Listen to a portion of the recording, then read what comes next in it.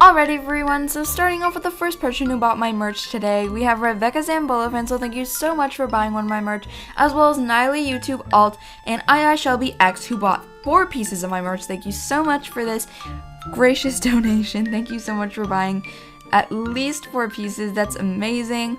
And thank you so much Sunny_Safari for buying the final piece of my merch. Keep in mind the footage of this video was taken before 2 other people have bought my merch, so they will get shout out and an actual viewing of the footage of my merch revenue sales in the next video, so stay tuned for that. And if you want a chance to be part of this, just make sure to join my group, and it's called Gracie's Cream Puff Squad. Make sure to check out the store tab, buy any piece of my merch, and you will be ranked up to the highest rank for any of my fans to be in my group. Hello Cream Puffs, it's Gracie and welcome back to my channel, and welcome if you are new. So thank you guys so much for 500 subscribers. It is insane that we are halfway to 1K subscribers already. Thank you so much if you've subscribed, which leads me to the point that I will be doing a giveaway at 500 subscribers. So if you haven't already, make sure to smash that subscribe button and turn on the post notification bell so you're notified when I post the giveaway so that you'll have a chance to win. Also make sure to check out my Twitter.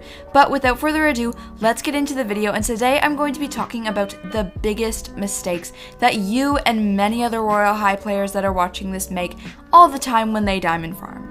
Alright everyone, here's a proper intro to the video, and yes, I just did server hop to Enchanting High, but basically I'm going to be talking about, like I said, all the things that you are doing wrong when you diamond farm in Royale High.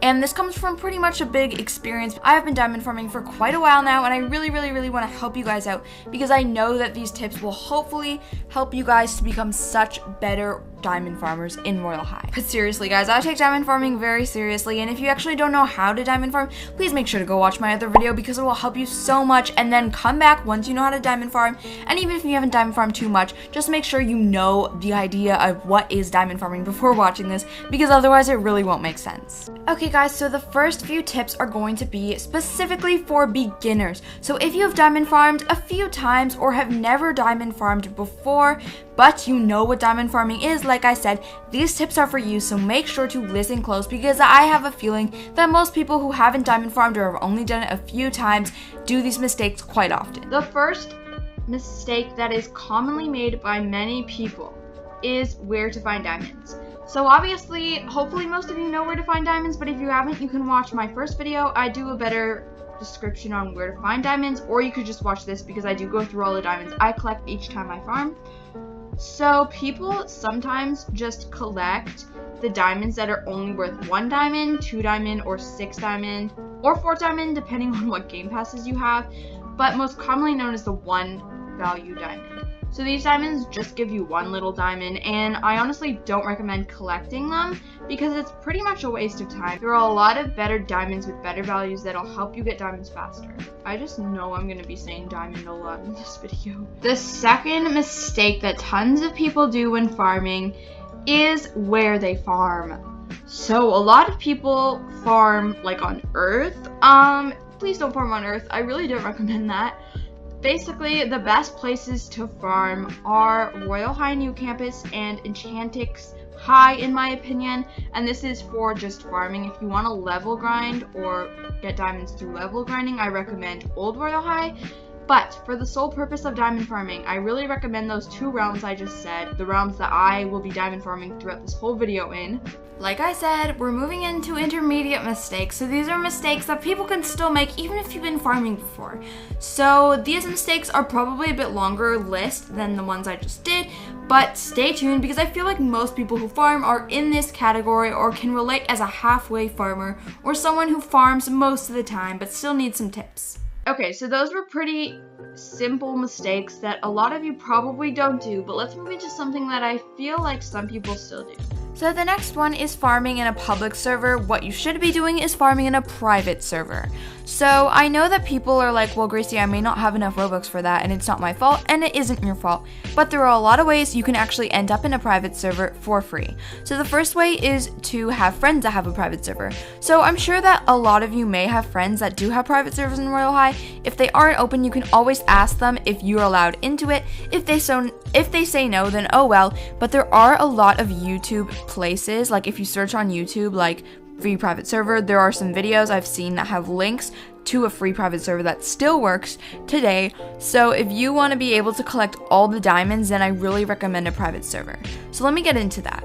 So when you're in a public server, it's very hard to collect all the diamonds efficiently because most of the time there are a few diamonds missing. This may not seem like a lot, but it actually does take a big toll on your overall diamond outcome. So I really recommend farming in a private server because it's so much easier and you're guaranteed to get all the diamonds as long as no one else is in the server with you. So like I said, make sure to hop from realm to realm so you don't get bored and so you get the most diamonds possible. And in a private server, you're guaranteed to collect every single diamond, so there's no way that you would get like less diamonds. Also, in a public server, it can be distracting with other people around. It can also be harder to concentrate. And I feel like in a private server, it's so much more peaceful. You can just do your own thing. You don't have to worry about having to talk to people or anything like that because it's completely private and basically no one's ever in it, depending on what private server you use. Also, I do have a private server link in my channel description. I don't know if it still works. I'm pretty sure it does. Comment down below if it doesn't so that I can fix it for you guys, but you are welcome to use mine as well, and anyone who joins my group will automatically be a part of it, and anyone who's already friends with me, everything's open. So yeah. Alright, so the next few tips can apply to intermediate farmers. I'm also going to include them in the experienced farmer category. So experienced farmers are basically farmers who are super experienced or just know what they're doing. They know where the diamonds are. They know that they should farm in a private server, what diamonds worth what, and what game passes are really good for farming. So I don't need to explain all that. What I do need to explain are some mistakes that even I make still. So I put them under the experience category. So make sure to keep watching because I actually do have a few more tips that are super important, and these tips have really helped me fix the mistakes that I've been doing that have been really dragging me down. So one of the biggest mistakes or delays can be farming in a public server, but let me get on to my next point, which is trading. So you may be like, why is trading a mistake? It honestly doesn't have anything to do with getting diamonds. And if you were thinking that, that's not really what I mean.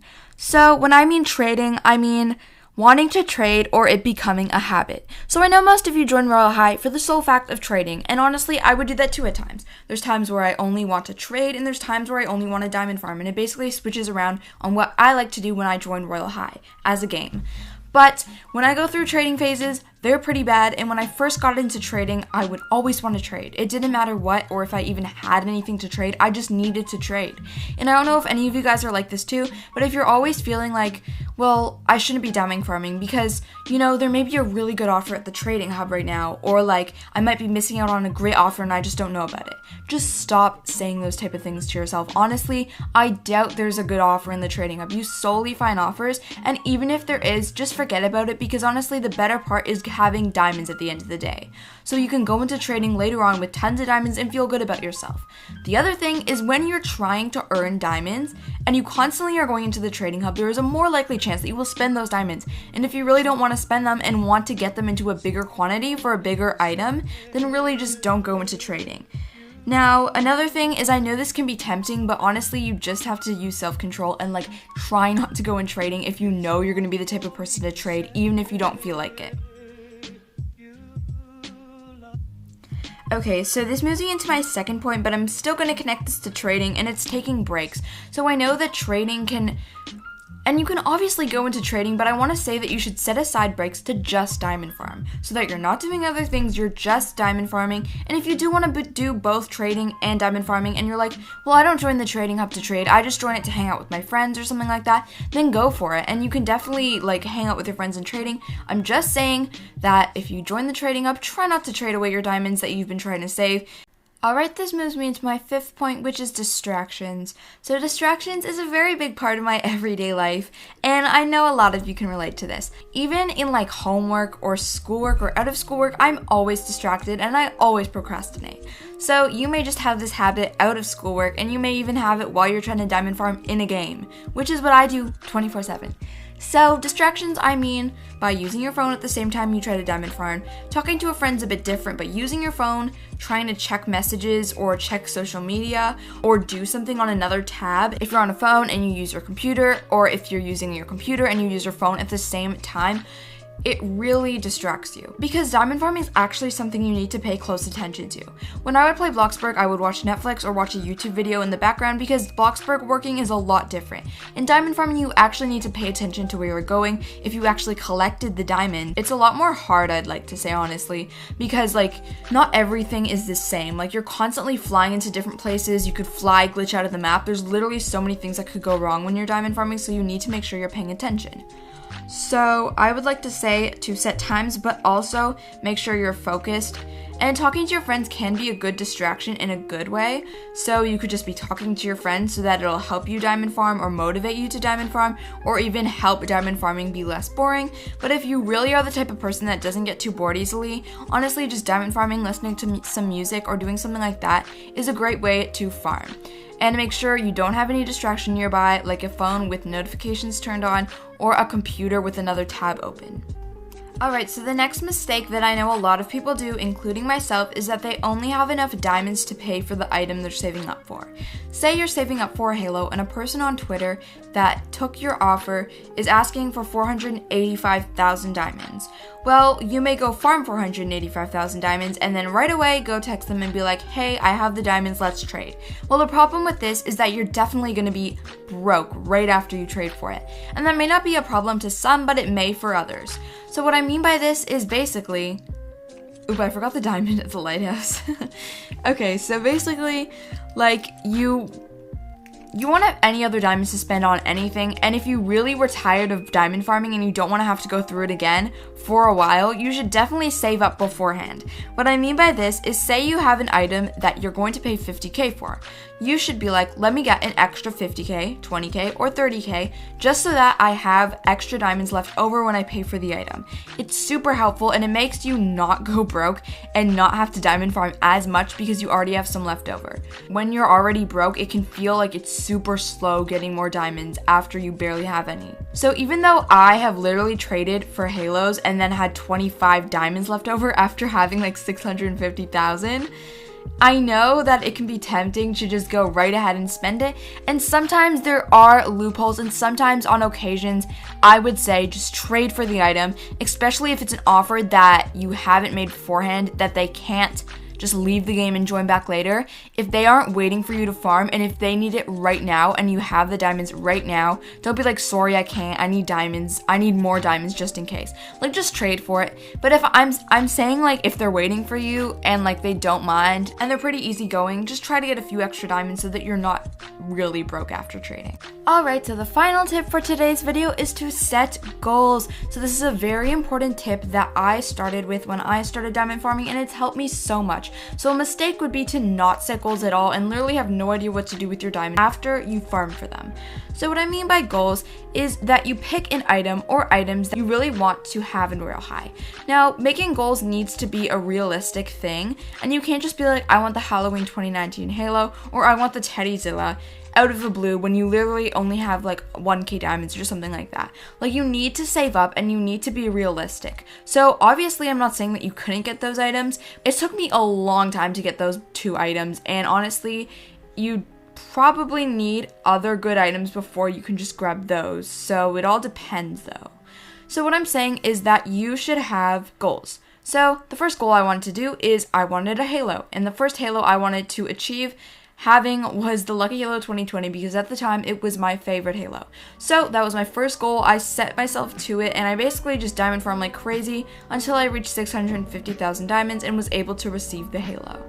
Now, this may be the case for you, but if you have no idea what you want to spend your diamonds on, then you could do small items. So something like a small item would be a parasol or the skates or the cozy set or the Shadow Empress set or the Starfrost set. Literally any set or rare item that's off sale at the moment could be a smaller item that you could build up a few of these items to get something bigger like a halo, teddy, something like that.